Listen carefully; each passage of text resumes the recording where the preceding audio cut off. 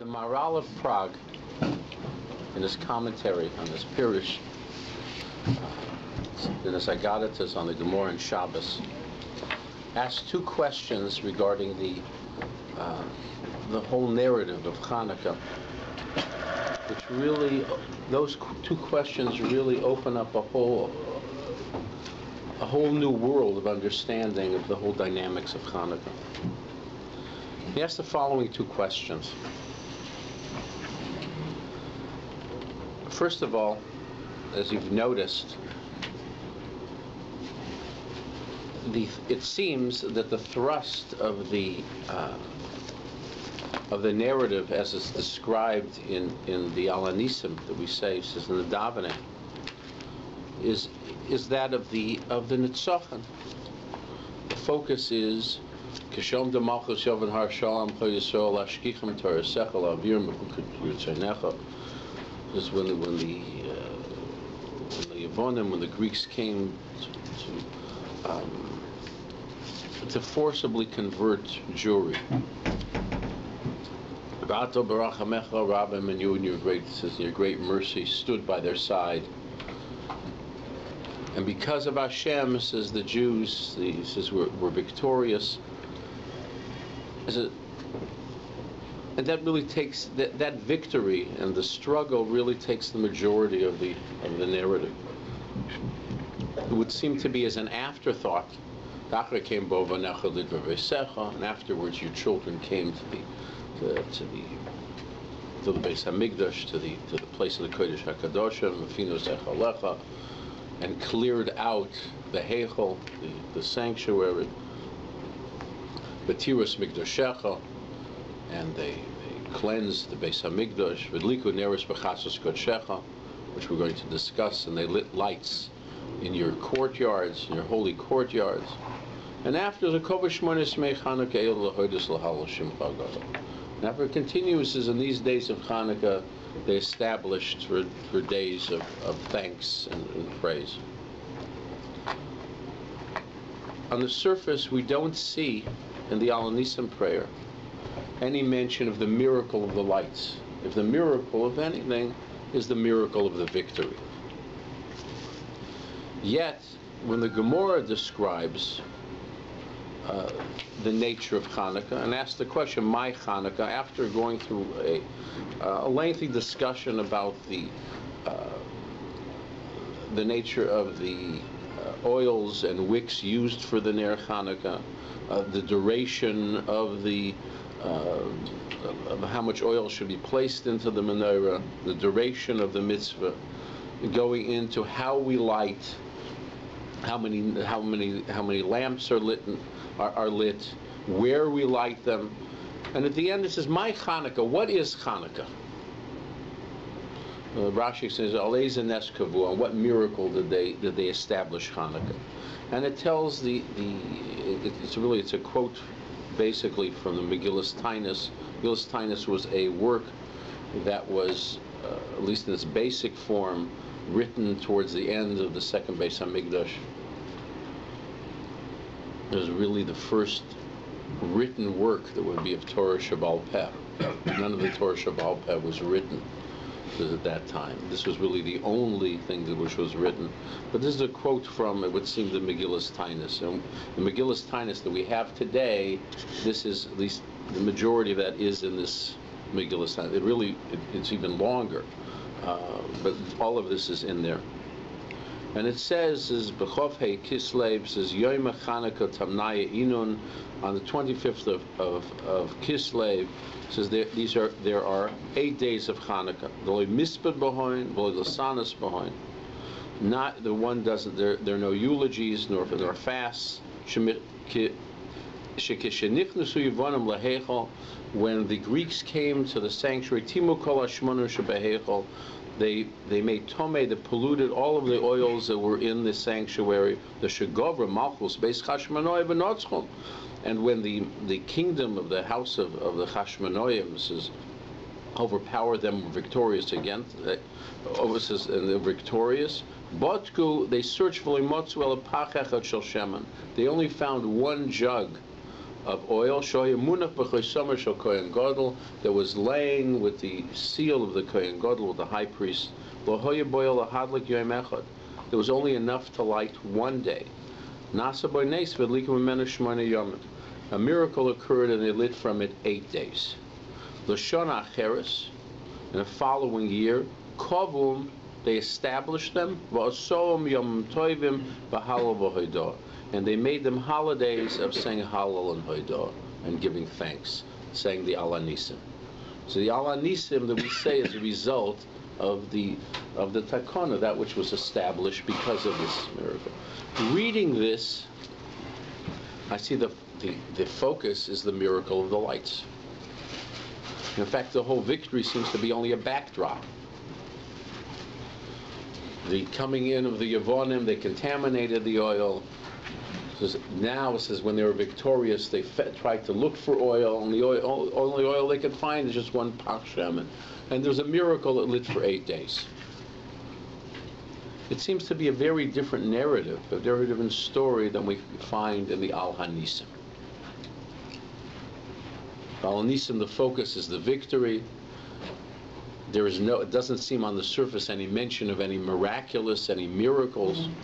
And yet, says the whole focus in the Megillas Tainus, which is quoted in the Gemara, is really that of the miracle of the lights. That's the first question the Maharal asks. The second question that he asks is, how do we understand that there should be a holiday based simply on a supernatural event? There are many supernatural events that are recorded in the Gemara, in the Talmud. For instance, there's a whole sugya about Chanina ben Doisa in the Gemara in Tainus, and Chav Dalel and Beis and Chav Hey and Aleph. You know, the famous story that his daughter, by mistake, filled the lamp Erev Shabbos with vinegar instead of oil, and yet and it lit the whole Shabbos. And his reply of Chanina ben Doisa, Mishayomer says, L'shemen v'yadlik, Yomer l'choymetz v'yadlik. Hashem, who commanded oil should light, could now command vinegar to light. And there was enough, it kept on going the entire Shabbos, in fact, till they made Havdalah. There's no holiday celebrating this miracle. Because miracles by themselves, a supernatural event, are not a cause, the Maharal asks, for celebration. We celebrate events that historical impact. What was the historical impact of a lamp lighting for 8 days? That's the second question that the Maharal asks. The Maharal answers, his answer, which we're going to point out, it has certain difficulties, is that in reality, as we see in the tefillah, the prayer of Al Hanisim, what we're commemorating on Chanukah is the victory. The Yavonim want to stamp out Judaism, and there was a victory, and we survived. That's what we're celebrating. But the Maharal explains, there's always room, says, to say, says, in any military victory, even though it was Geburim, says, Biad Chaloshim, says, Rabim Biad Miatim, says that they were outnumbered, the Chashmonoim, and they were not military people. So we see Zaydim Biad Oiskes Seresecha, they were those who were involved in the study of Torah. But yet, we find it's not unprecedented in the history that a small band of guerrillas could overpower a much more powerful army. I mean, in modern history, we see what Mao Zedong did in his communist guerrillas, and they ultimately were able to defeat the nationalist armies as the nationalists fled to Taiwan, and they took over. Ho Chi Minh was able to, with the Viet Minh, was able to displace the French, and eventually, says, he displaced the Americans as well. Displaced is a nice word. Yeah. This is on kosher too.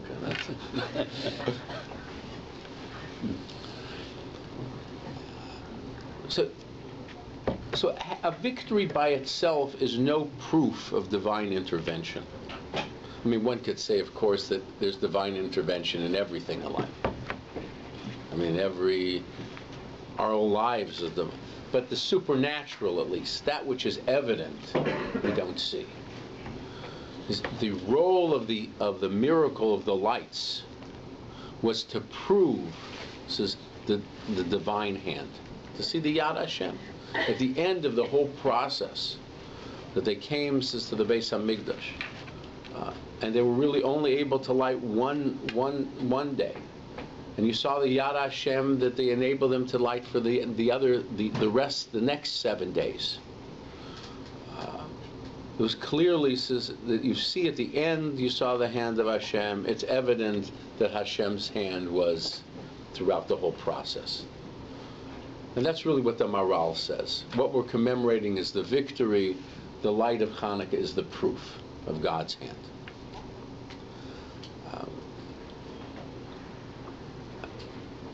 But the Maharal's, his teretz, though, is also has difficulty. There are difficulties with this.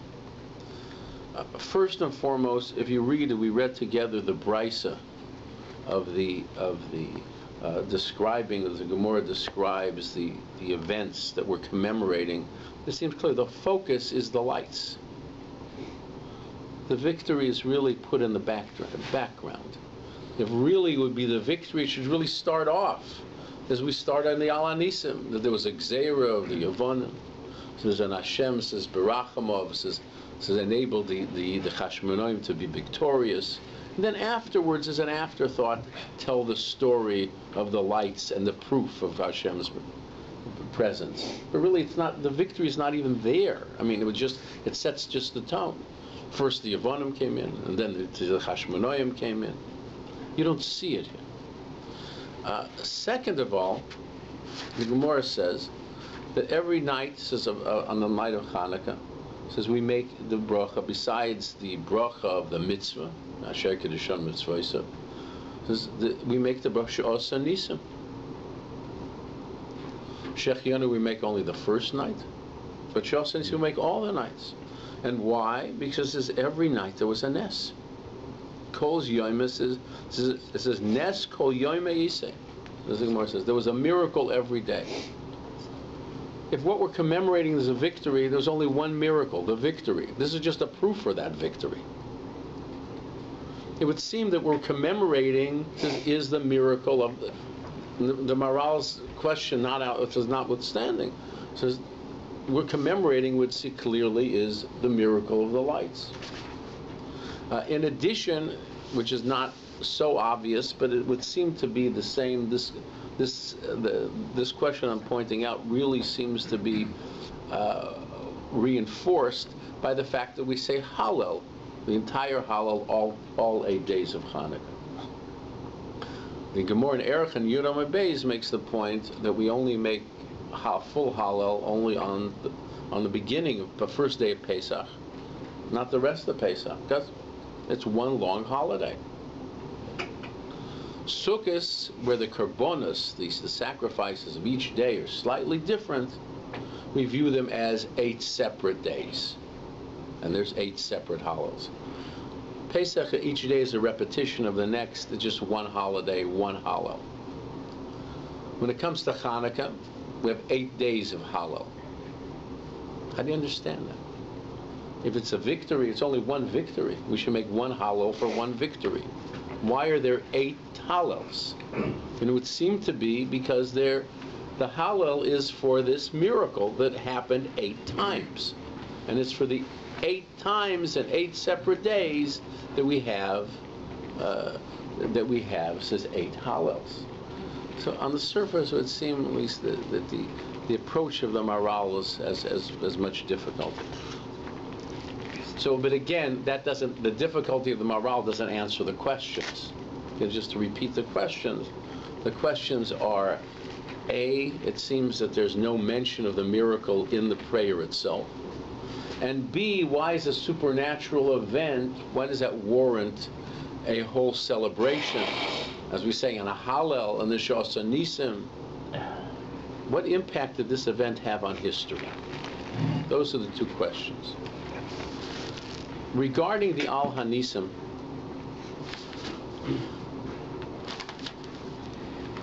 and I was told I have to keep to a strict stress schedule over here.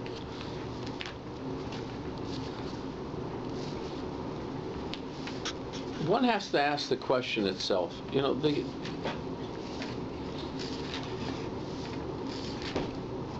in the Al Hanisim, we say, they came to the Devir, which was the partition between the Kodesh and the Kodesh HaKadoshim, between the Holy of Holies and the other part, the main part of the sanctuary. They cleared out the Heichel. It's not clear what they cleared out. They cleansed the Beis HaMikdash. And they lit lamps in the chutzner, in the courtyards, the multiple courtyards of your holy courtyards. Where was this? What was this lighting? We know of the lighting of the menorah. Menorah specifically is in the Heichel. It's in the sanctuary. There's a specific place. As you walk in, it's on the left side, closer towards closer to the Devir, closer to the partition. So, what is the lighting b'chatzos kodshecha, and the lighting in courtyards? And what's the plural courtyards? One could say that the whole Azora, the whole courtyard of the temple is called one courtyard. We know of an Ezras Noshim, which is also called courtyard. The women's court is also called courtyard. How many courtyards did they light this in? What is the courtyard? And again, the question, where is the miracle hinted at? So there's a Medrash Tanchuma in Parshas Tetzaveh, which deals with the menorah and deals with the miracles of the menorah. We know of the miracle of the Ner Maravi, that there was one lamp. As a question, which of the lamps it was. It depends really on where. There's a machlokes in the Gemara Menachos.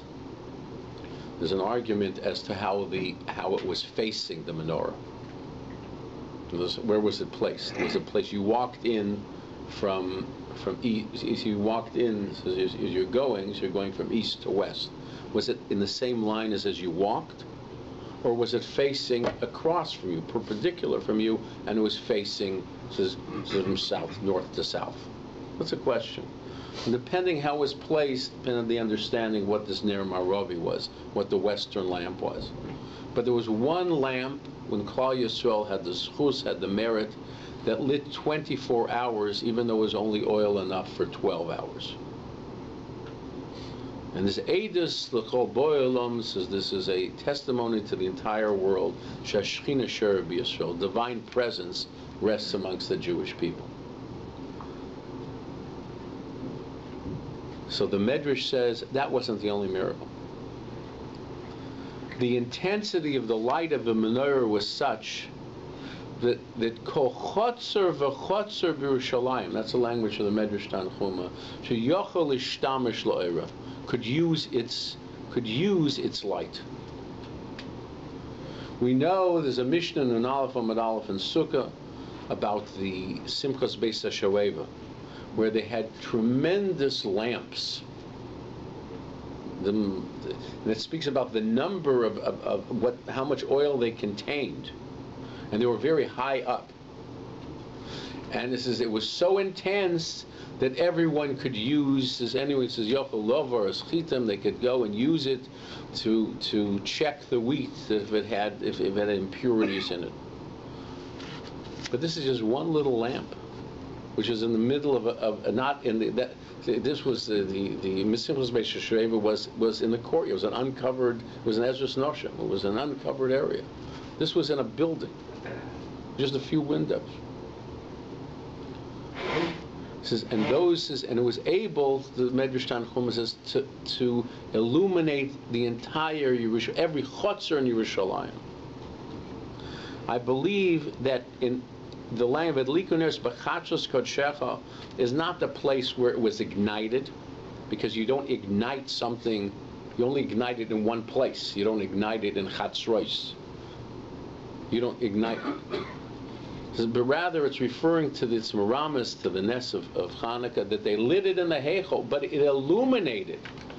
It says all Chatzros Kodshecha, all of the courtyards. And in a sense, if that's the pshat, here we see clearly, says there's a mention of the miraculous nature of this menorah. We could add to this as well, if that's the case.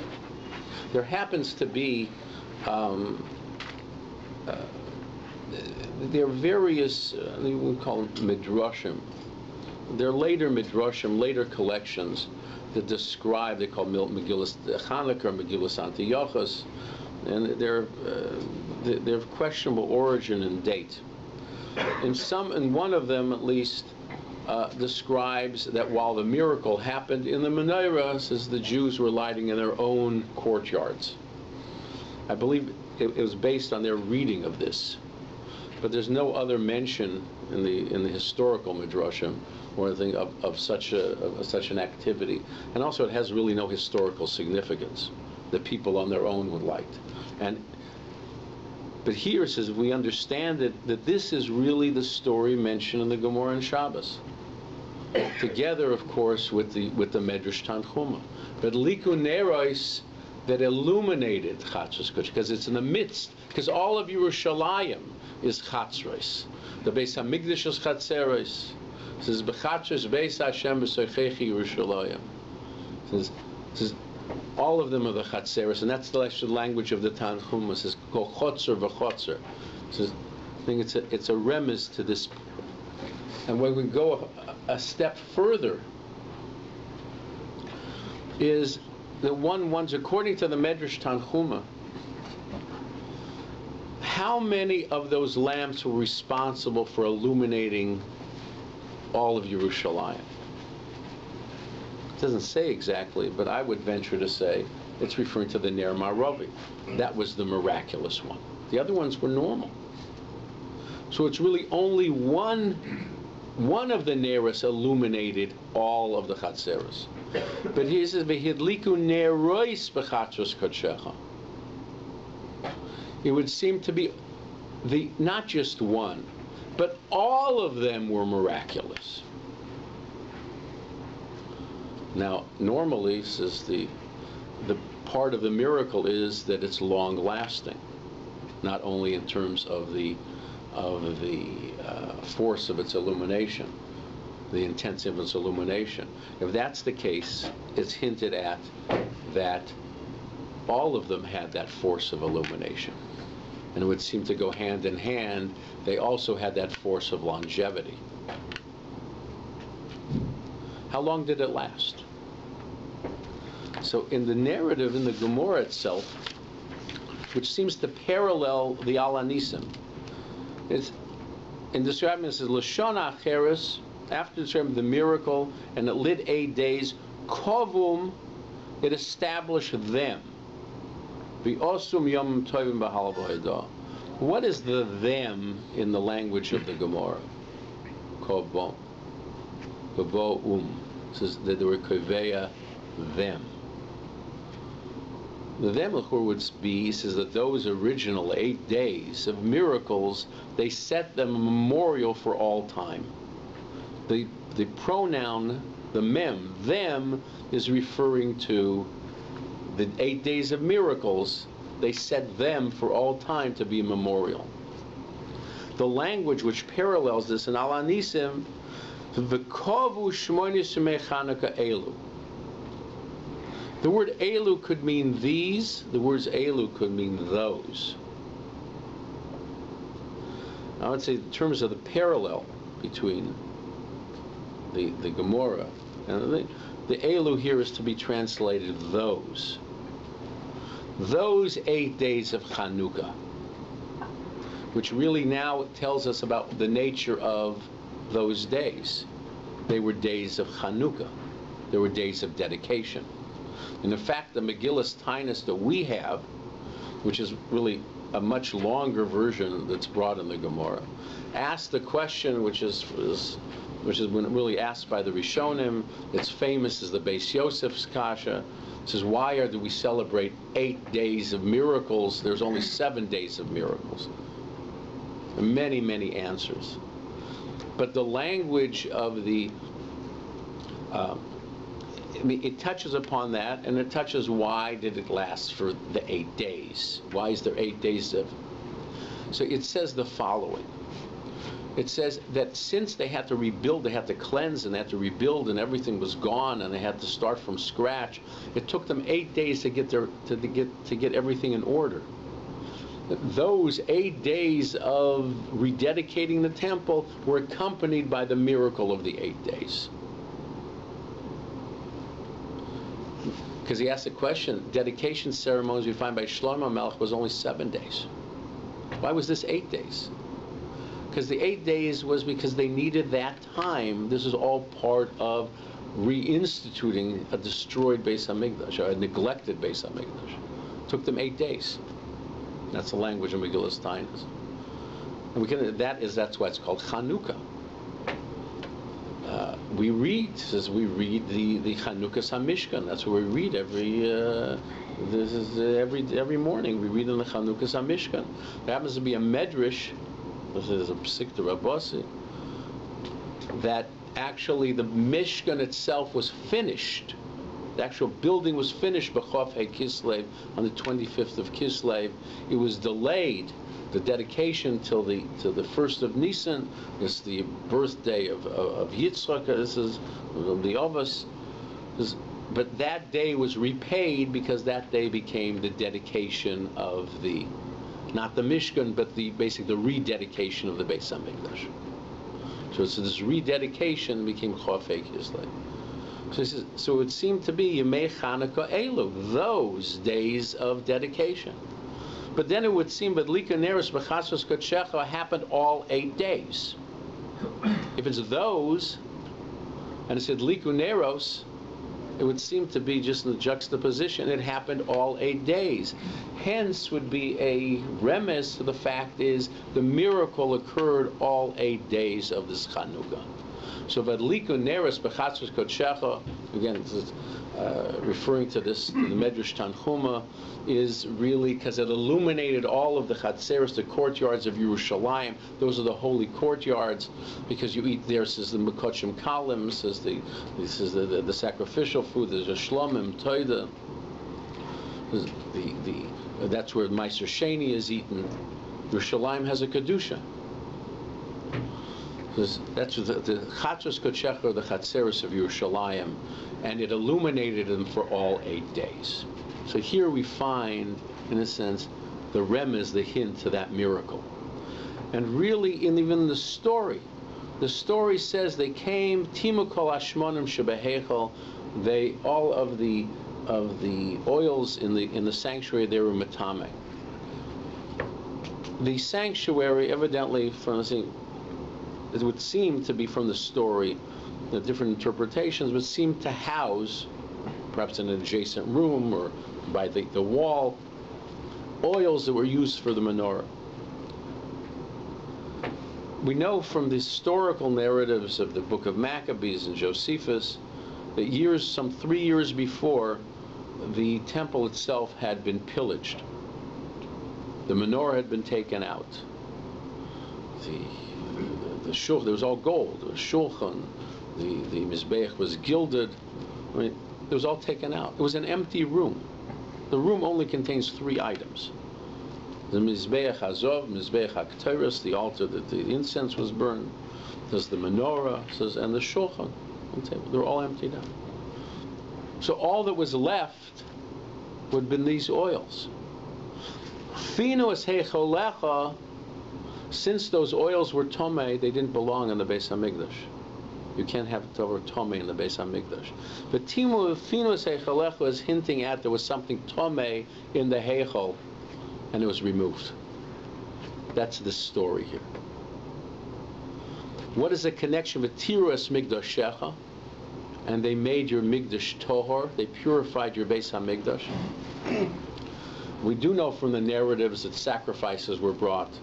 They had erected one time an idol on top of the Mizbeach. It's not sure if it was still there when they came later on. The place had been abandoned already when they came. The one thing we do know, there's a Gemara Nun Beis Omid Beis in Avodah Zorah, says that since they had used the Mizbeach for Avodah Zorah, says that they had to rid itself of it. They couldn't. They couldn't be misaken it. There's a whole discussion. They couldn't fix it up, and they had to get rid of it. The stones were removed, and they were put into a lishcha.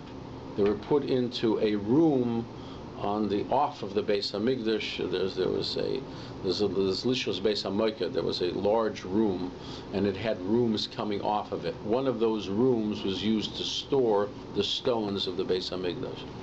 They were tomei. The Tirus Migdashecha is that they cleansed the Beis Hamikdash. Amongst the things that they got rid of those stones. There happens to be a medrash which is brought in the Oitzer HaMedrashim. The Rishonim didn't have it, evidently. There's a question: where was the oil? After all, the Yevonim wanted Metama to pollute all of the oil. So why did they? Where was this that they didn't? And it would seem to be Finos Eichalachos were describing all the oil that was there was totally taken out. It was an empty room. So where did they find it? Yeah.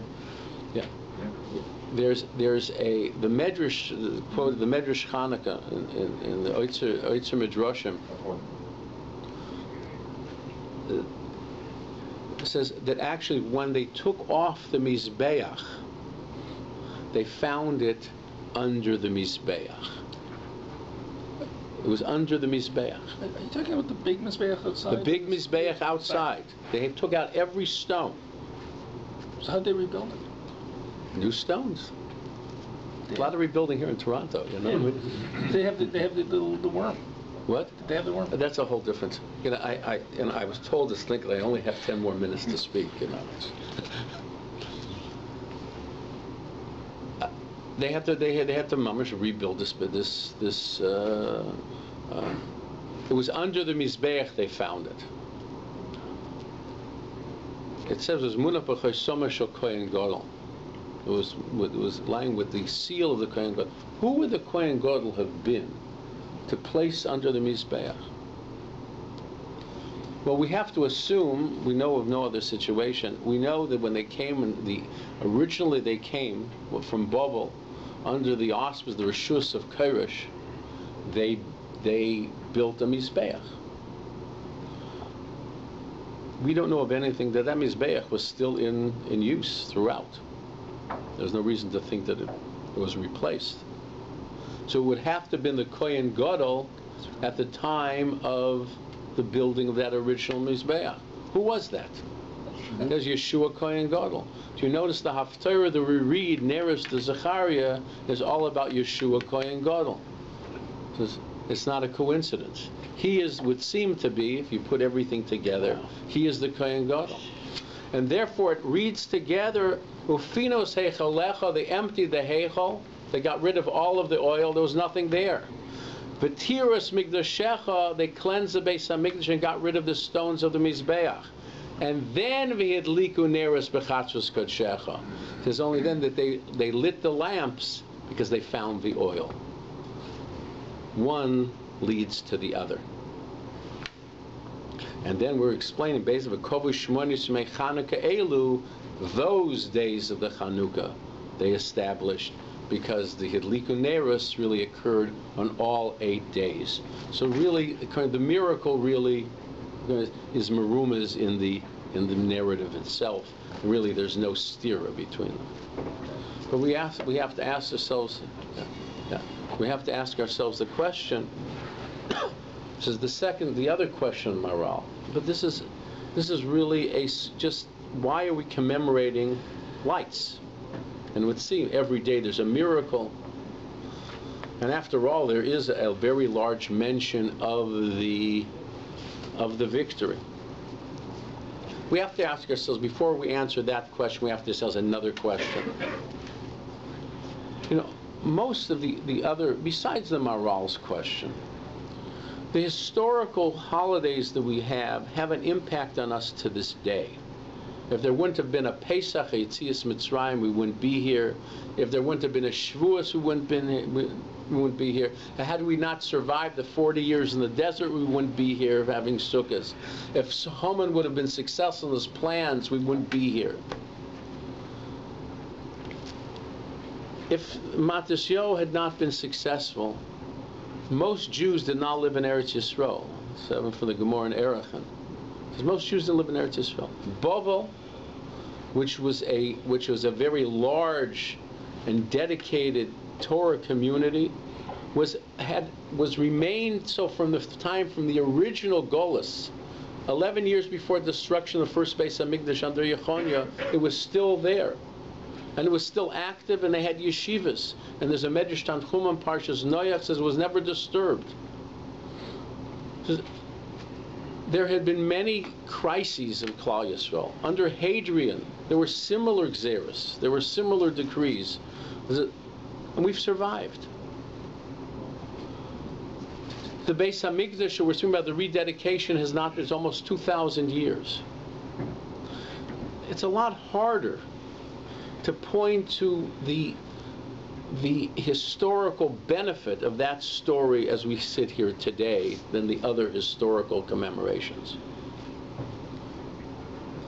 One could theorize in different ways. I'd like to say the following.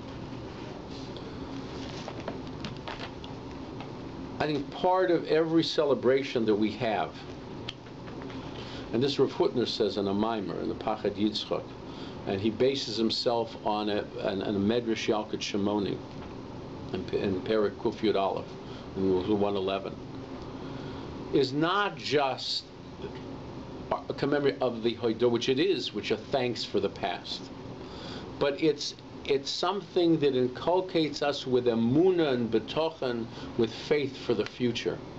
And the Medrash and how he understands what the Medrash is saying, one of the interpretations, Zeicher Osel in the Floisov, Hashem made a Zeicher, a memorial for his miracles.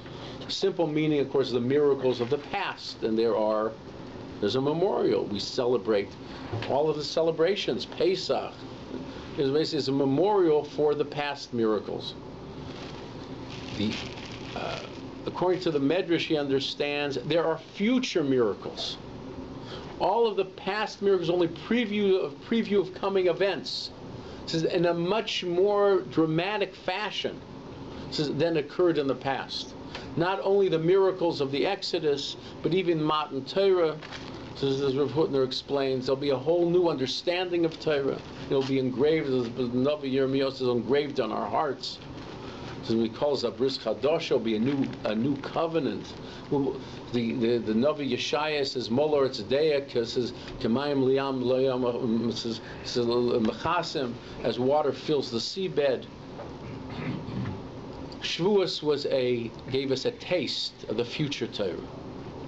And Sukkot gave us the idea of the Anane Koved, the Hashros Hashchina, and the Hashgacha, the special providence that Hashem, the love that Hashem had for us. It says we'll feel Losad Lovo, he says in the Binyan Abayas. Based on that, I'd like to say, it says that Chanukah too falls in the same category.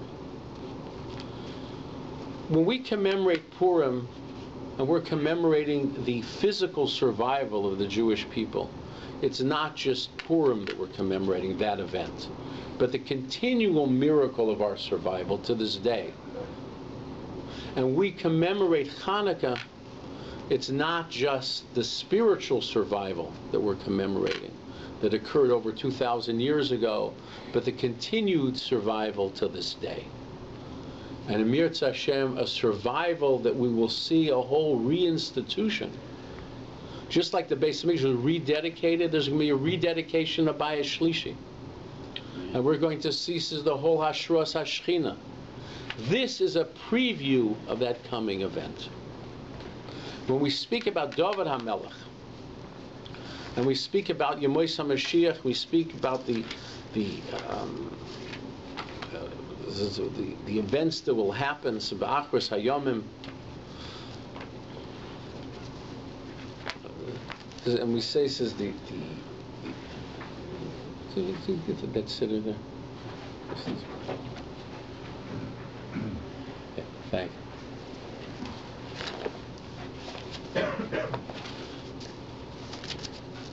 you. In the Musaf of Rosh Hashanah, and we speak about the Malchus Shemayim, that Hashem's Malchus will be felt on this earth. And then we say, "V'chol harisha kula ke'oshan tichla, v'savar memshel zodom menoretz." Says we speak about what the future will be, with smichas keren leDavid avdecha, the horn, the pride of David. The word Poshet means the keren is the military victories.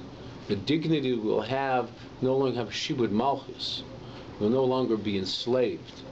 So we will put our marks as the spiritual mark on all of mankind. V'arichas ner leven yishai meshichecha. Says and the setting of the lamp, says for the son of Yishai. What is the lamp? Because Melech HaMashiach is going to be a Gadol B'Torah. He describes him in terms of comparison. David HaMelech, Moshe Rabbeinu, Shlomo HaMelech, the Rambam. But tremendous wisdom. He is going to lead that generation, that there's going to be a renaissance of Torah in that generation. So that's what's going to happen Yemois HaMashiach. We're going to see, says, the bittul of the Shibud Malchus.